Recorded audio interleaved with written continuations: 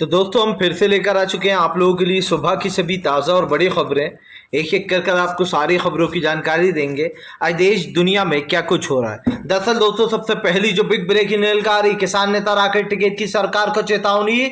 बोले इस देश में अब फिर से होने वाला एक बड़ा बड़ा आंदोलन, सरकार ने नहीं मानी किसानों की बात। इसके बारे में आपको बताएंगे। वहीं पर अगली बिग ब्रेकिंग में हम आपको बताएंगे दोस्तों, कटघरे में एबीवीपी के छात्र, वीडियो आया सामने जेएनयू के, जी हां दोस्तों, लेफ्ट के छात्रों पर एबीवीपी के छात्रों ने ही किया था हमला। इसके बारे में आपको बताएंगे। वहीं पर दोस्तों अगली बिग ब्रेकिंग में हम आपको बताएंगे, उत्तराखंड में दोस्तों कांग्रेस ने खेल दिया मास्टर स्ट्रोक। जी हार के बाद दोस्तों आपको बता दें, अब जो है यहाँ पर वहां का सीएम, जो अध्यक्ष प्रभारी है, उसका चेहरा बदल दिया गया। बताएंगे आखिर कौन है कापरी। वहीं पर अगली बड़ी खबर में हम आपको बताएंगे दोस्तों, जी स्कूटर बंद कर देता था अगर 50 पैसे भी बढ़ जाते थे।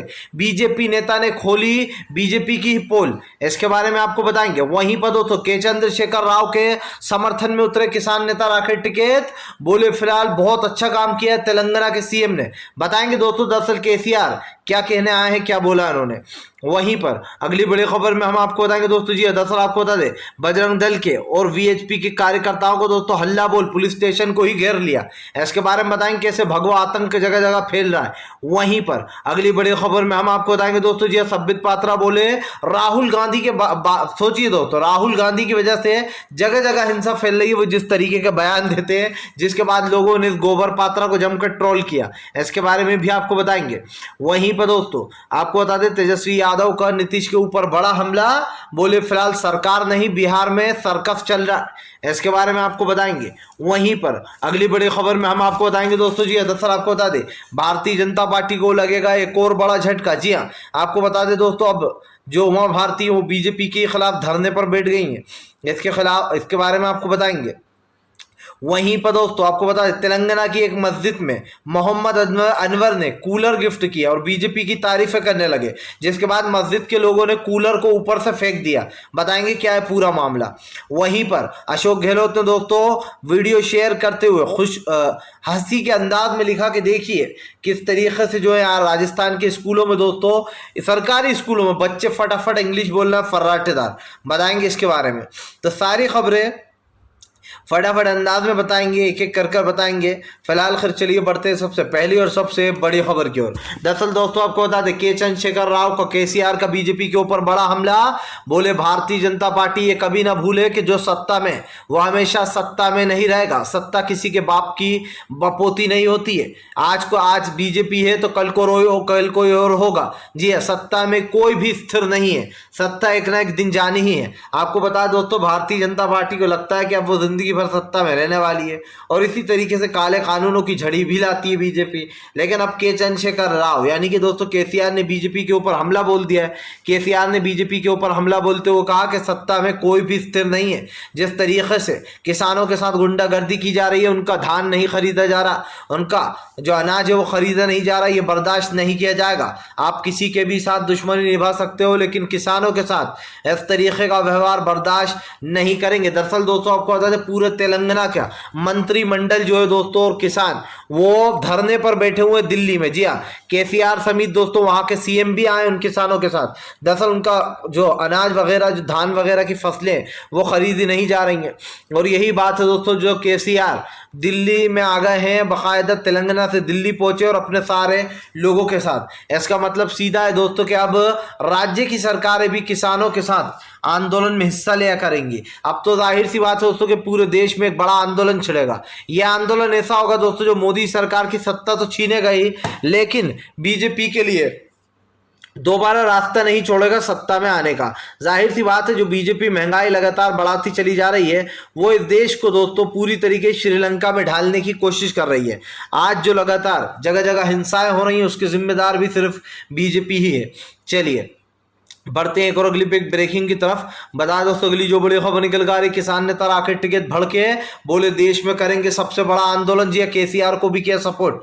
आपको बताते चलूं दोस्तों, राकेश टिकैत ने अब सरकार पर हमला बोल दिया। किसान नेता राकेश टिकैत का कहना है कि सरकार ने किसानों के साथ बहुत ही बुरा व्यवहार किया और किसानों के साथ ये बदतमीजी सहन नहीं की जाएगी। राकेश टिकैत ने कहा कि भारतीय जनता पार्टी किसानों को धोखा दे रही है और जो पार्टी किसानों को धोखा देगी उसको बख्शा नहीं जाएगा। राकेश टिकैत ने कहा रहा है कि फिलहाल अब फिर से देश में एक बड़ा आंदोलन होने वाला है। हमने सरकार के कहने पर यह आंदोलन खत्म कर दिया था, लेकिन सरकार ने किसानों की एक नहीं मानी। राकेश टिकैत ने कहा कि जब किसानों की सरकार एक भी नहीं मानेगी तो किसान भी सरकार की एक भी नहीं सुनेगा। राकेश टिकैत ने कहा कि एक बार फिर से आंदोलन होगा और अब की बार इतना बड़ा आंदोलन होगा कि कोई सरकार उसको खत्म नहीं करवा पाएगी। के चंद्रशेखर राव यानी कि दोस्तों केसीआर के सपोर्ट में भी राकेश टिकैत बोले और मिलने पहुंचे केसीआर से। केसीआर से मिलने के बाद राकेश टिकैत बोले कि मैं बहुत खुश हूं जो अब राज्यों के जो मुख्यमंत्री है वो भी किसानों के साथ दे रहे हैं, उनका साथ देने यहां तक आ रहा है। राकेश टिकैत ने कहा किसान कहीं का भी हो वो एकजुट किसान है और इस तरीके से किसानों को प्रताड़ित करना ये सहन नहीं किया जाएगा। राकेश टिकैत ने कहा कि अब सरकार तैयार है क्योंकि उसने किसानों की कोई मांग नहीं मानी है और जब कोई मांग नहीं मानी जाएगी तो मतलब साफ है कि फिर से एक बार जो है यहाँ पर देश में आंदोलन होगा और इतना बड़ा आंदोलन होगा जिस आंदोलन को सरकार हमेशा याद रखेगी। चलिए बढ़ते हैं और अगली पे एक ब्रेकिंग की तरफ। बता दोस्तों अगली जो बड़ी खबर निकल कर आ रही है, दरअसल दोस्तों आपको बता दें संबित पात्रा को लोगों ने सोशल मीडिया पर किया ट्रोल। दरअसल संबित पात्रा का एक वीडियो दोस्तों सोशल मीडिया पर वायरल हो रहा है जिसपे संबित पात्रा कहना है कि राहुल गांधी की वजह से ये जगह जगह जो रामनवमी पर हिंसा हुई है राहुल गांधी की वजह से हुई। अब आप समझिए दोस्तों, अच्छा है संबित पात्रा को दोस्तों हगना आ जाता है, वरना अगर इनको हगना ना आए तो ये कहते कि ये भी राहुल गांधी की वजह से मुझे नहीं आ रहा है। अब आप समझिए दोस्तों 20 बनाम 80 की बात सीएम योगी आदित्यनाथ करते हैं, हिंदू मुसलमान की बात बीजेपी के नेता करते हैं, मुसलमान महिलाओं का रेप करने की बात दोस्तों बीजेपी से जुड़े हुए संगठन करते हैं और उल्टा कहा जा रहा है कि राहुल गांधी के बयान से ये हिंसा फैल गई। अब आप समझिए दोस्तों, कहते हैं ना दोस्तों कि अगर अंधे से कह दो कि ये उठाकर दे दो तो बेचारा अंधा बोलेगा कि मुझे तो दिखाई नहीं दे रहा है, लेकिन ये आंख वाले अंधे दोस्तों, और जो आंख वाले अंधे होते हैं वो बहुत ही खतरनाक होते हैं। जी हाँ, वो दोस्तों संबित पात्रा की तरह होते हैं, वो बीजेपी की दलाली में कुछ भी बोल सकते हैं। ये वही शख्स है दोस्तों जो समझिए कोरोना आने पर मुसलमानों को घेर रहा था और मुसलमानों के बारे में अपशब्द भी बोल रहा था। जब दोस्तों कांग्रेस की सरकार हुआ करती थी तो यही संबित पात्रा, यही स्मृति ईरानी दिन भर कांग्रेस को कोसा करते थे महंगाई को लेकर, लेकिन आज महंगाई उससे 4 गुना बढ़ गई है दोस्तों। लेकिन आज ना ही स्मृति ईरानी कुछ बोलती है, ना ही दोस्तों गोबर पात्रा और संबित पात्रा कुछ बोलता है। अब आप समझिए राहुल गांधी के बारे में ये कह देने से कि राहुल गांधी के बोलने से हिंसा भड़क गई, लोगों ने इसकी सोशल मीडिया पर जमकर लगा दी। जी हाँ, लोगों ने लिखा कि 20 बनाम 80 की बात करते हैं सीएम योगी। जी हाँ, कब्रिस्तान और शमशान घाट की बात करते हैं प्रधानमंत्री नरेंद्र मोदी, हिंदू मुसलमान की बात करते हैं आपके बीजेपी के नेता, यहां तक कि दोस्तों मंदिर मस्जिदों की बात करते हैं बीजेपी के नेता। अब आप समझिए ये ऐसा वैसा भी नहीं कि छोटे मोटे बीजेपी के नेता, खुद केशव प्रसाद मौर्य ने भी कहा था कि अब की बार बनारस की बारी है, जी काशी की बारी है, मतलब काशी में जो ईदगाह है दोस्तों उसको हटाया जाएगा बाबरी के बाद, ये खुद उन्होंने कहा था। खुद बीजेपी के नेता ने किसने कहा था, सीएम सोचिए उत्तर प्रदेश का सीएम योगी आदित्यनाथ ने कहा था कि ये सीधा सीधा चुनाव 20 बनाम 80 का, यानी कि 80% हिंदू और 20% मुसलमान। तो संबित पात्रा को दोस्तों या तो अपने कान खोल लेना चाहिए या इसको अपनी आंखें खोल के देख लेना चाहिए कि देश में नफरत कौन फैलाने का काम कर रहा है। चलिए बढ़ते हैं और अगली ब्रेकिंग की तरफ। बता दोस्तों अगली जो बड़ी खबर निकल कर आ रही, पाकिस्तान में दोस्तों आपको बता दें शहबाज शरीफ बने नए प्रधानमंत्री, लोगों ने दी बधाई। दरअसल दोस्तों आपको बता दें इमरान खान आउट हो चुके हैं। इमरान खान ने जो यहाँ पर दोस्तों अपना इस्तीफा थमा दिया है। इमरान खान के पास जो यहाँ पर इतना पावर नहीं था, यानी कि इतने विधायक नहीं थे कि वो अपनी सदस्यता साबित कर पाए उनकी अपनी ताकत, और यही कारण दोस्तों जब इमरान खान ने अपना जो पद है दोस्तों वो त्याग दिया है, उनकी जगह अब नए पीएम जो पाकिस्तान के नए पीएम बने दोस्तों वो शहबाज शरीफ बने हैं। अब देखना ये दोस्तों कि पाकिस्तान की सियासत क्या रंग लाने वाली है, क्योंकि इमरान खान से तो नरेंद्र मोदी की बनती नहीं थी, नरेंद्र मोदी और इमरान खान आमने सामने लड़ते थे। तो क्या दोस्तों अब नवाज शरीफ से दोस्ती का हाथ बढ़ाएगी मोदी सरकार? क्या अब वापिस से एक बार पाकिस्तान के साथ बिजनेस शुरू होने वाला है भारत का? ये सोचने वाली बात है, क्योंकि कई ऐसी चीज़ें दोस्तों खजूर से लेकर तो कई बड़ी चीज़ें ऐसी हैं जो सिर्फ पाकिस्तान से ही इंडिया आती हैं, और जो बिज़नेस रुका पड़ा था हमारे भारत में जो पाकिस्तान ने हमले किए थे उसके बाद हमने एक तरीके से पाकिस्तान को बायकॉट कर दिया था। लेकिन अब फिर से एक बार लग रहा है कि शहबाज शरीफ के बदलने के बाद अब आखिरकार मोदी सरकार का रुख क्या होगा। देखना ये होगा दोस्तों कि बेचूलाल अब कौन सा नया कारनामा करने वाले हैं, क्योंकि हमारे बेचूलाल प्रधानमंत्री जो हैं उनके नए नए कारनामे में आए दिन देखने को मिलते रहते हैं। चलिए बढ़ते हैं अगली बिग ब्रेकिंग की तरफ। बता दोस्तों अगली जो बड़ी खबर निकल कर आ रही है, आपको बता दोस्तों रामनवमी के अवसर पर जेएनयू में जो हिंसा हुई थी दोस्तों, उसका वीडियो सामने आया। एबीवीपी के छात्रों ने किया था दोस्तों लेफ्ट के छात्रों पर हमला। दरअसल दोस्तों मामला सीधा सा था, जो पूरे देश में चल रहा है हिंदू मुसलमान का, वो वहां पर भी जेएनयू में भी वो जहर घोला गया। और ये जहर किसी और ने नहीं दोस्तों, बल्कि बीजेपी के कार्यकर्ता एबीवीपी के छात्रों ने घोला। एबीवीपी के छात्रों का कहना था कि आज नॉनवेज नहीं बनेगा, और वहां पर नॉनवेज खाने वालों का कहना था कि नॉनवेज तो बनेगा भाई, हमारा नॉनवेज अलग बनता है, आप लोगों का शाकाहारी अलग बन रहा है वेज, तो आपको इसमें प्रॉब्लम क्या है। लेकिन दोस्तों एबीवीपी के छात्र ने वहां पर जाकर तोड़फोड़ करना शुरू कर दी, जहां पर कैंपस में खाना बनता है, और ये कहा गया कि आज कुछ भी हो जाए, आज पूजा है यहाँ पर रामनवमी की, और आज किसी भी हाल में हम जो यहाँ पर ये बनने नहीं देंगे। जबकि दोस्तों हर साल वहां पर नॉनवेज भी बनता है, वेज भी बनता है। जाहिर सी बात है दोस्तों, जिसे नॉनवेज खाना है वो नॉनवेज खाए, जिसे वेज खाना है वो वेज खाए। लेकिन दोस्तों सियाने कौए जो हैं, यानी कि सियाने कौए जो एबीवीपी के जो सियाने कौए छात्र हैं, उन्होंने अपना स्टेटमेंट ही बदल दिया। उनका कहना था ऐसा तो कुछ था ही नहीं। जबकि दोस्तों वीडियो सामने आ गया अब, और उस वीडियो में साफ साफ दिखाई दे रहा है दोस्तों कि एबीवीपी के जो छात्र हैं वो नॉनवेज को लेकर हंगामा मचा रहा है और कह रहा है कि आज पूजा है, यहाँ पर नॉनवेज नहीं बनेगा। जाहिर सी बात है कि भैया आपको जो खाना है वो आप खाओ, दूसरे को जो खाना है वो दूसरा खाएगा। आप पूरे देश को ये नहीं कह सकते कि आज रामनवमी है तो मुसलमान अपने घर में जो यहाँ पर मीट ना बनाए। क्या वो आपकी सुनेगा? नहीं सुनेगा, जाहिर सी बात है। और यही कारण दोस्तों, ऐसा ही वहाँ कैंपस का भी हाल था। वहाँ पर बहुत सारे ऐसे लोग थे दोस्तों, 50% तो दोस्तों हमारे हिंदू भाई थे उसमें, जो ये कह रहे थे कि हम तो खाते हैं नॉनवेज, अगर आपको नहीं खाना तो मत खाओ। लेकिन वहाँ पर एबीवीपी के छात्रों ने दोस्तों दंगा भड़काने की कोशिश की और मारपीट भी की। लेकिन अब आप देखिएगा जो वीडियो निकलकर सामने आएंगे उसमें जानबूझकर लेफ्ट के छात्रों को गुनहगार बताया जाएगा, क्योंकि मोदी सरकार हिंदू संगठन और हिंदू भगवाधारी गुंडों के ऊपर कुछ ज्यादा ही मेहरबान है, क्योंकि बीजेपी तो उनको बढ़ावा दे रही है। जाहिर सी बात है हमारे हिंदू भाइयों का नाम खराब करने के लिए इन जैसे भगवाधारियों को उतारा जाता है, ताकि ये हर जगह जाकर आतंक पसारे। कल भी मैंने आपको बताया था कैसे एक रेलवे स्टेशन को तोड़ दिया गया, और नारे कौन से लगाया? बड़ा ही पावन नारा जय श्री राम का। जबकि जय श्री राम दोस्तों एक मोहब्बत के प्रतीक माने जाते थे, उनका नारा जो है काफी ज्यादा पावन माना जाता है। लेकिन आजकल तो दोस्तों गुंडे लोग जय श्री राम के नारे का गलत उपयोग करते हैं और चीजों को तोड़ने फोड़ने में भी जय श्री राम के नारे लगाते हैं। इससे ये साबित हो जाता है कि हमारे देश की जो राजनीति है वो अब किस ओर जा रही है। बस 1-2 साल और रुक जाइए, आपको खुद दिख जाएगा कि मोदी सरकार जो नफरत बो रही है उसका अंत क्या होगा। उसका अंत क्या होगा दोस्तों? उसका अंत होगा कि ये सरकार बदल जाएगी, क्योंकि इस सरकार ने जो देश में आग बो रखी है दोस्तों, सरकार को तो उठाकर लोग बाहर फेंकेंगे। अगर वोटिंग से नहीं हारेगी तो लोग सड़कों पर उतरेंगे। इस सरकार को जाना तो होगा ही। फिलहाल चलिए बढ़ते हैं और अगली बिग ब्रेकिंग की तरफ। बता दोस्तों अगली जो बड़ी खबर निकल कर आ रही, तेजस्वी यादव का नीतीश के ऊपर बड़ा हमला। बोले बिहार में सरकार नहीं बोल के सर्कस चल रहा है। जी हाँ, ये है चल क्या रहा है। दरअसल दोस्तों तेजस्वी यादव ने नीतीश पर एक बार फिर से हमला बोल दिया।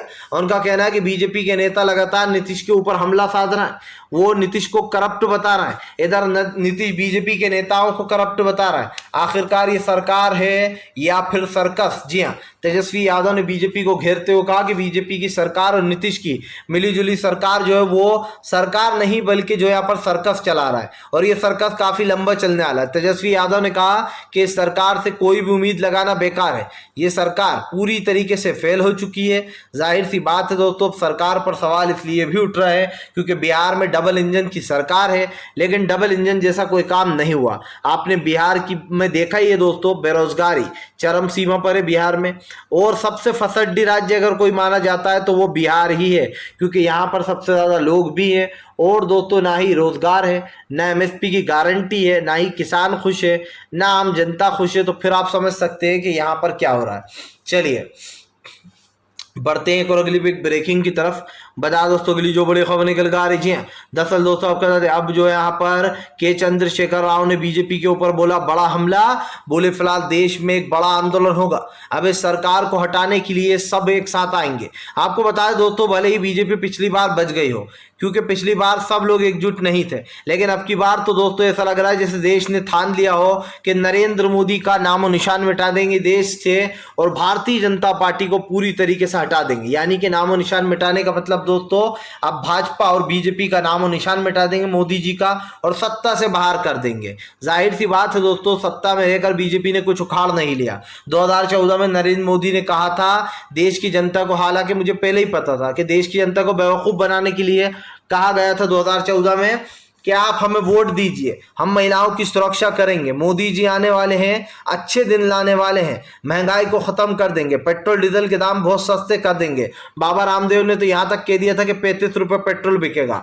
आज जब बीजेपी की सरकार है तो पूंजीपतियों की झोली भरी जा रही है। बाबा रामदेव जैसे करप्ट लोगों की चीजों को दोस्तों बाकायदा उस पर राइट लगाया जा रहा है। यानी कि उसका जितने भी प्रोडक्ट है बाबा रामदेव के दोस्तों सब घोटाले से भरे हुए हैं और उसके बावजूद भी बाबा रामदेव के प्रोडक्ट को बाकायदा जो है यहाँ पर प्रमोट किया जाता है बीजेपी नेताओं द्वारा और दोस्तों सपोर्ट भी किया जाता है।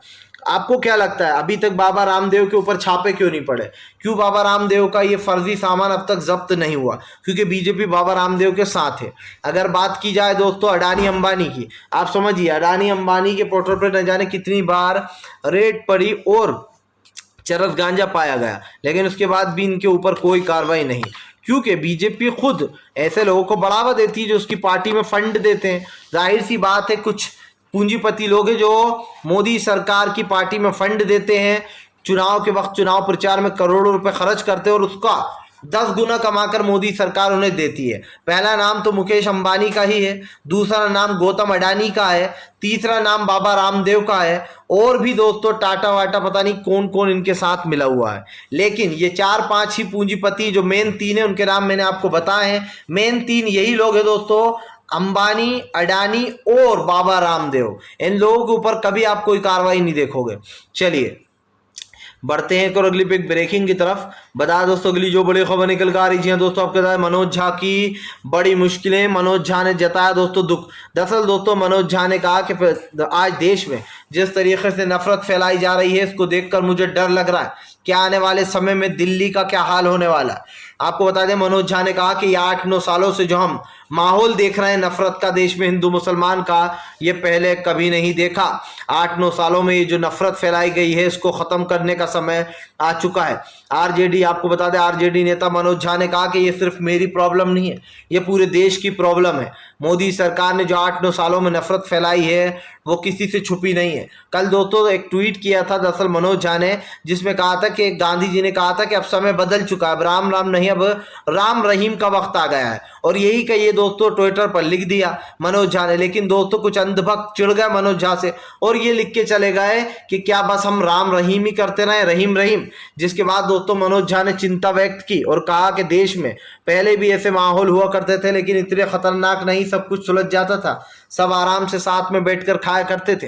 लेकिन आज तो देश में एक अलग ही तरीके का नफरत का माहौल चलाया जा रहा है और ये नफरत भारतीय जनता पार्टी के लोग फैला रहे हैं। जी हाँ दोस्तों, अगर ऐसा ही चलता रहा तो देश बर्बादी की कगार पर बहुत जल्दी पहुंचने वाला और उसका जिम्मेदार नरेंद्र मोदी होंगे दोस्तों, क्योंकि नरेंद्र मोदी ने देश को पूरी तरीके से बेचने का फैसला कर लिया है। फिलहाल वीडियो अच्छा लगे तो लाइक करें, चैनल को जरूर सब्सक्राइब